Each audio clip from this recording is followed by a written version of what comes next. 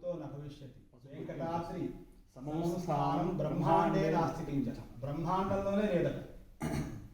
ఒక ఈ భూమి భారతదేశంలో కాదు, యావత్ ప్రపంచంలో ఈ స్వామిని మించినటువంటి శిల, ఆ సాలగ్రామ మూర్తి. ఆయన సామాన్యుడు కాదు, చూసినంత మాత్రానే అనుగ్రహించేటువంటి వాడు. అటువంటి మహిమాన్వితమైనటువంటి మూర్తి. చాలా హీట్ ఉంటుంది ఆ విగ్రహం కూడా. అందువల్ల ఆ విగ్రహానికి నూనె ఆలేపన ఆలయం చేస్తారు. అభిషేకం తర్వాత స్వామివారికి నూనె ఆలేపన చేస్తారు. కాబట్టి మనందరం కూడా స్వామి యొక్క అనుగ్రహానికి పాత్రలం. ఆయురారోగ్య ఐశ్వర్యాలు కలగాలి. మనం ఉండేటువంటి స్థానంలో, అంటే మనం ఏ స్థానంలో ఉన్నామో ఆ స్థానం నుంచి కాస్త అప్డేట్ మనం కోరుకోవాలి.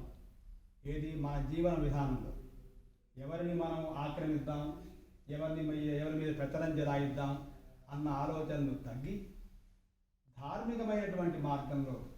ఇప్పుడు చూడండి, అప్పుడు ఆయన ఒక్కడు చేసుకోవచ్చుగా దర్శనం.